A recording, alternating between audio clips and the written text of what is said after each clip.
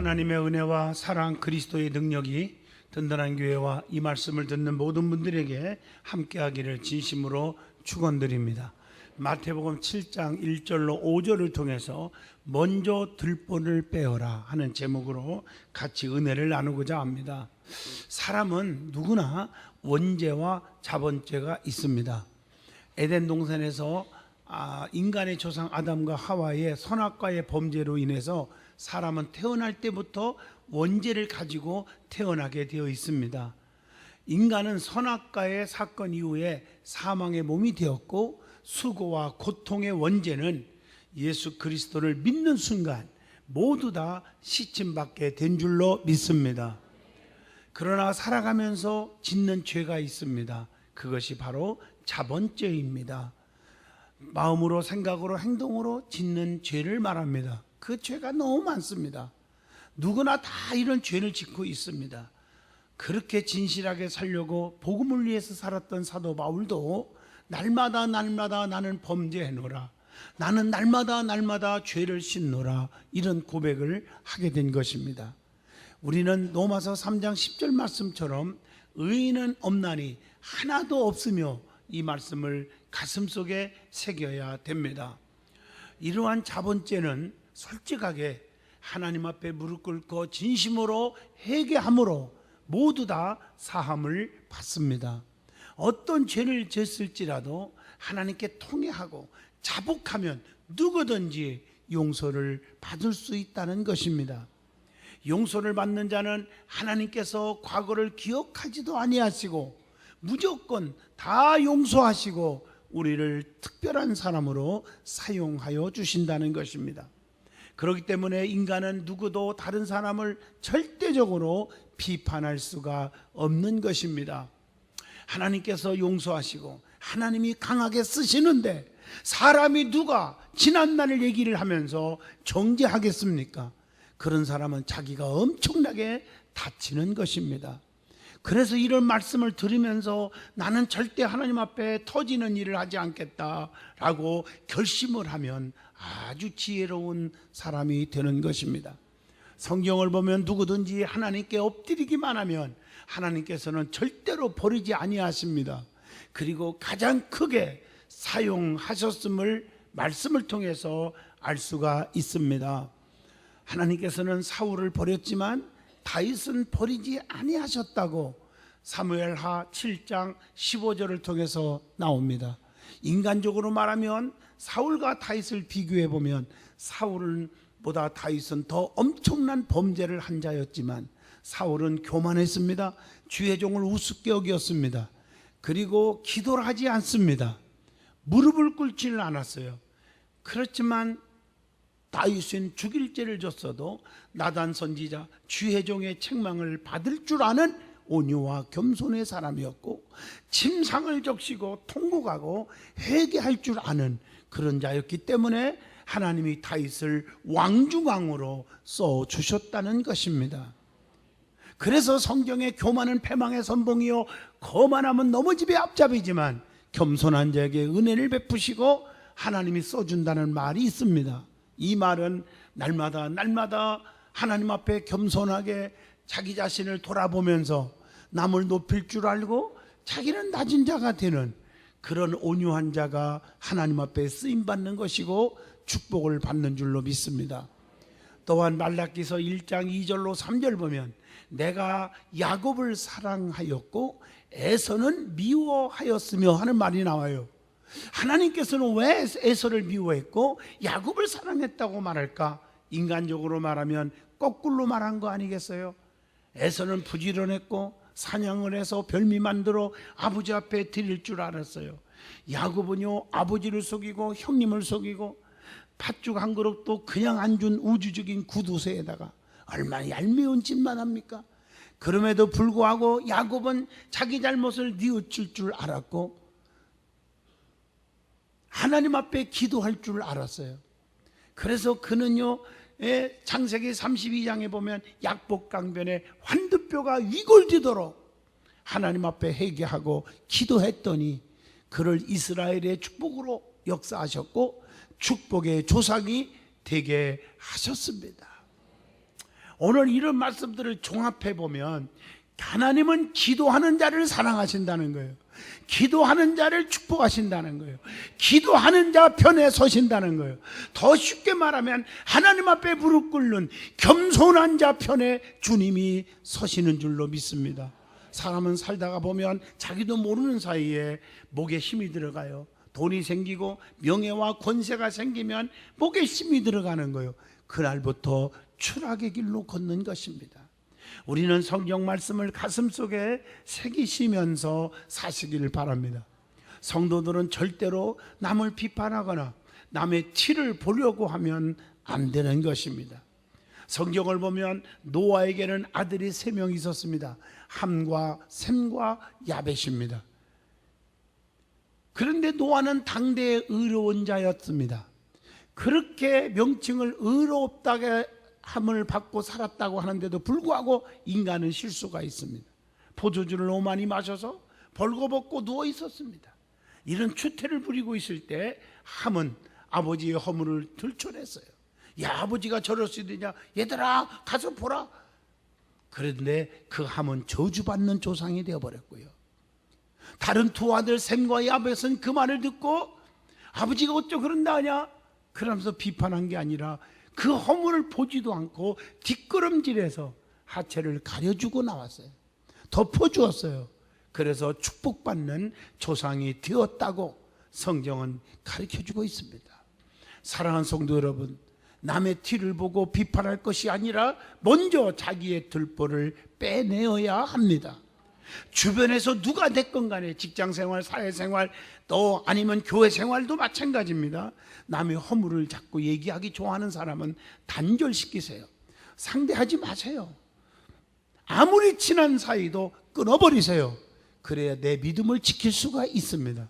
내가 축복을 받을 수가 있다는 것입니다. 오늘 본문을 통해서 먼저 들보를 빼어라 하는 제목으로 말씀을 드리고자 하는 것입니다. 제일 먼저 우리에게 주시는 교훈이 본문 1절로 2절입니다. 성도는 남을 비판해서는 안 된다는 것이요, 비판을 받지 아니하려거든 비판하지 말라.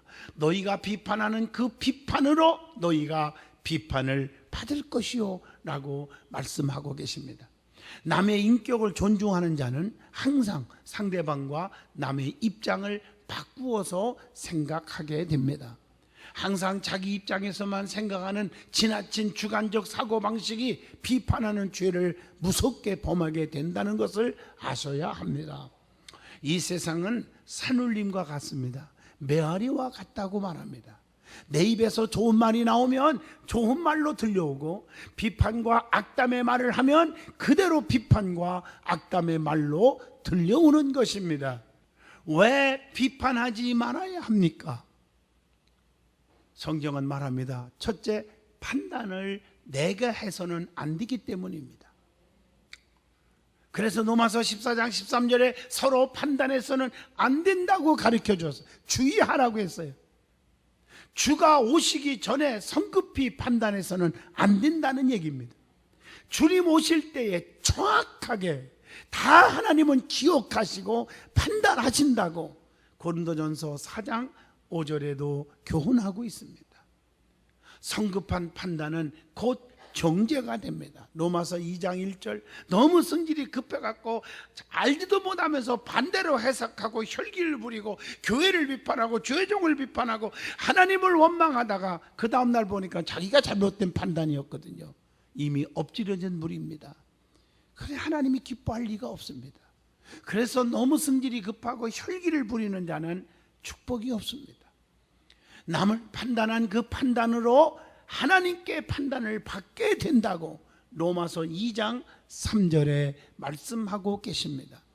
남을 판단하여 업신여기면 장차 하나님의 심판대 앞에 설 수밖에 없음을 로마서 14장 10절에 말씀하고 있습니다. 두 번째로, 성도들은 하나님의 자녀들이기 때문에 비판해서는 안 된다는 것입니다. 베드로후서 3장 8절로 9절 보면 하나님께서 사랑하는 자를 내가 정죄할 수가 없다고 하는 것입니다.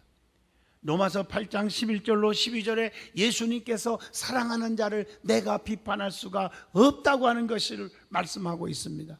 그래서 마태복음 5장 9절에 하나님의 자녀들은 먼저 화목해야 한다고 했습니다. 세 번째, 자신을 위하는 길이 비판하지 않는 것이기 때문에 비판하지 말아야 한다는 것입니다. 요한복음 1장 1절로 7절에 보면 내게 더 큰 허물이 있기 때문에 남을 비판할 수가 없는 거예요. 너희 중에 죄 없는 자가 먼저 돌로 치라, 이런 말씀이 있지 않습니까? 헤아리면 더 큰 헤아림을 받을 것이니라. 본문 2절의 말씀이 그 말씀입니다. 비판하면 어떻게 됩니까? 기도문이 닫혀서 심령에 손해가 온다는 거예요. 그래서 마태복음 5장에 보면 23절 24절에 먼저 가서 형제와 화목하고 그 후에 와서 예물을 드려야 주님이 받는다는 것입니다. 그래서 가급적이면 우리는 입술을 통해서 칭찬하고 격려하기를 힘써야 한다고 빌레몬서 1장 21절을 통해서 교훈을 주고 있습니다. 비판하면 네 번째, 그것으로 인하여 비판 때문에 내가 비판을 받기 때문에 비판하지 말아라는 것입니다. 본문 2절의 말씀입니다. 비판하지 않으면 비판받지 않고, 정죄하지 않으면 정죄를 받지 않고, 용서하면 우리가 용서를 받게 된다고 하는 누가복음 6장 37절을 기억하셔야 합니다. 성경에 보면 그래서 그리하면 하는 말이 나오잖아요. 뭐 신명기 30장 16절이나 야고보서 4장 8절도 나오지만 성경에 다 그런 말이에요. 요한복음 3장 16절도 그렇고, 특별히 사도행전 16장 31절 주 예수를 믿으라, 그리하면 너와 내 집이 구원 얻으리라.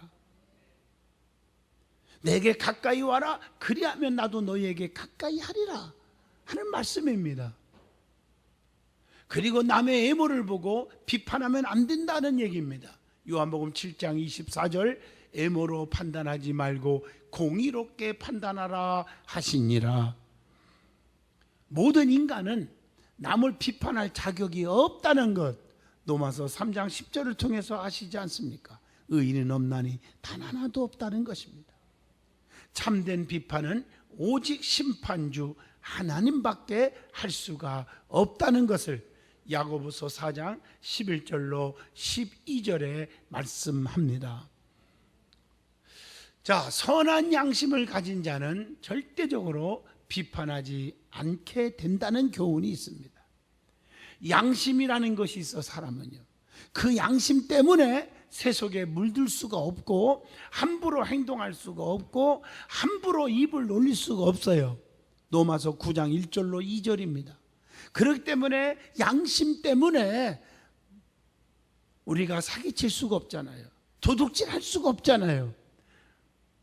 남을 해코지 할 수 없잖아요. 사람은 양심이라는 게 있다는 거예요.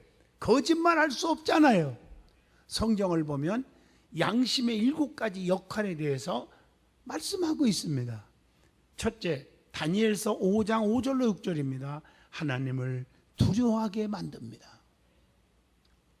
요한복음 8장 9절에 보면 죄악을 깨닫게 해줍니다. 어머나 내가 잘못했구나, 양심 때문에. 로마서 2장 14절로 15절에 선과 악을 분별하게 합니다. 이게 옳은 건지 이게 그릇된 것인지를 분별할 수 있도록 양심이 하게 합니다.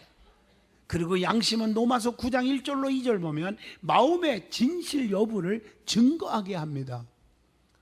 고린도후서 1장 12절 보면 하나님께 대한 태도의 진실성을 증거하게 한다는 것입니다. 그래서 사람이 양심이 화인 맞은 자들은 뭐 그런 거 관계 없잖아요. 자기 멋대로 자기 이익만 추구하고 남을 증오하고 멋대로 살잖아요. 그러나 양심이 살아있는 자는 조금만 잘못하면 얼굴이 벌개지고 죄송한 마음을 갖고 그러잖아요. 히브리서 13장 18절 보면 선한 양심은 선한 행동을 하게 한다고 말하고 있는 것입니다. 베드로전서 3장 21절 보면 선한 양심은 하나님을 자꾸 찾게 되어 있어요. 자꾸 하나님께로 가까이 가는 거예요.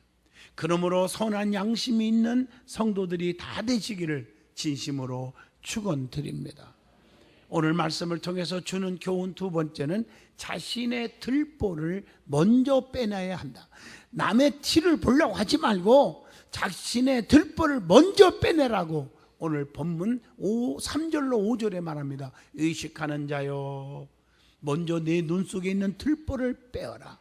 그 후에야 밝히 보고 형제의 눈 속에서 티를 빼리라. 이렇게 말씀하고 계십니다. 사람은 누구든지 눈 속에 들보 아니면 티를 가지고 있거든요. 티든지 들보든지 들어있지 아니하는 사람은 아무도 없다는 거죠. 그래서 의인은 없나니 단 하나도 없다는 말을 로마서 3장 10절에 주고 있는 것입니다. 그래서 남의 티를 보는 사람이 있어요. 제일 먼저 우리가 생각할 것은 남의 티를 보는 사람. 본문 3절의 말씀입니다. 형제는 가장 가까이 있기 때문에 형제끼리는 장점과 단점을 다 볼 수 있어요. 가까운 만큼 사랑하고 이해해야 하지만 실상은 너무 가깝게 보다 보니까 형제의 눈 속에 티만 보고 문제를 삼는 자들이 많은 것입니다. 가정에서도 시어머니가 며느리를 욕하고 며느리가 시어머니를 욕하고 그렇지 않습니까? 교회에서도 교인과 교인 사이에, 주의종과 교인 사이에 티만 보면서 비판해서야 되겠냐는 것입니다. 누구든지 털어서 먼지 안 나는 사람이 있습니까? 성경을 보면 죄 없는 자가 먼저 돌로 치라. 요한복음 8장 3절로 11절입니다. 아무도 못 치고 다 도망갔어요. 왜? 자기가 더 더러운 사람임을 알았기 때문입니다. 저는 이 말씀을 보면서 목회 오랫동안 하면서 이 말씀이 참 맞는 것 같아요. 남 얘기하는 사람, 자기가 굉장히 깨끗한 척하고 남 얘기하는 사람들을 보면 적어도 10배 정도는 자기가 비판거리가 있는 사람임을 저는 발견하고 있습니다. 그래서 남 얘기하는 사람과 가까이 하지 않기를 축복합니다. 오염된다는 거죠. 그래서 성경의 골로새서 3장 14절에 모든 것 위에 사랑을 토하면 온전하게 매는 띠가 된다. 아무리 허물이 보여도 거기다가 사랑을 플러스 해보면 서로 묶는, 더 가까워지는 온전한 띠가 된다는 거예요. 남편의 허물을, 아내의 허물을, 부모의 허물을, 성도들의 허물을 보이잖아. 가까이 하다 보면 거기에다가 사랑을 더해버리면 그것이 온전히 매는 뜨거운 띠가 된다는 것입니다. 그리고 용서의 정신이 있습니다. 타인의 불행을 기뻐하지 않습니다. 잠언서 24장 17절. 또 보복하지 않습니다. 잠언서 24장 29절. 위로합니다. 고린도후서 2장 7절. 불쌍히 여깁니다. 에베소 4장 32절 말씀. 그리고 주님은 외식하는 자를 책망하고 있음을 가르쳐주고 있습니다. 본문 5절에 외식하는 자요, 먼저 내 눈 속에서 들보를 빼어라, 이렇게 말하고 있어요. 외식하는 자는 독선적인 자를 말합니다. 누가복음 18장 11절로 12절의 말씀입니다. 그리고 이사야 65장 5절 보면 스스로 거룩히 여기는 자를 말합니다. 또 외식하는 자는 중요한 것을 잃어버린 자예요. 바리새인과 서기관들 같이 마태복음 23장 23절로 24절에도 나오지 않습니까? 또 외식하는 자는 거듭나지 못해서 탐욕과 악독이 가득한 자라고 누가복음 11장 39절에 말씀을 하고 있습니다. 그래서 오늘 본문 3절에 자기 속에 있는 들보를 깨닫지 못하면 안 된다는 것입니다. 나는 정말 더 더러운 죄인인데, 나는 저분보다 더 연약한 자인데, 이런 생각을 하셔야 되는 것이죠. 자기 속에 있는 들보를 깨닫지 못하면 절대 안 되는 거예요. 오늘 본문을 통해서 우리는 아셔야 됩니다. 미련한 자는 자기 의만 생각해요. 자기 주장이 너무 강해요. 잠언서 12장 15절입니다. 그 미련한 자라고 그랬어요. 자기의 인자함만 자랑하면 충성된 자를 만날 수가 없다고, 잠언서 20장 6절에 말씀하고 있습니다. 그래서 자기가 잘난 척하고 자기가 최고고 자기가 믿음 있고 자기 말만 오르고 교회 안에서도 내 말대로만 따르라고 하는 사람들은 보세요, 사람이 붙지를 않아요. 이걸 아셔야 돼요. 스스로 죄 없다고 하는 자는, 그래서 에레미야 2장 35절에 하나님이 그 사람을 심판하신다 이렇게 말하고 있어요. 무서운 얘기죠. 그래서 남의 눈에 티를 보기 전에 자신의 눈에 있는 들보를 빼내야 한다. 본문 5절의 말씀이 그 말씀입니다.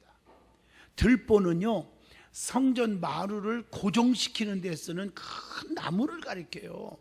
열왕기상 7장 3절에 보면 기둥 위에 있는 들보를 45개를 백향목으로 덮었다, 이런 말이 나오거든요.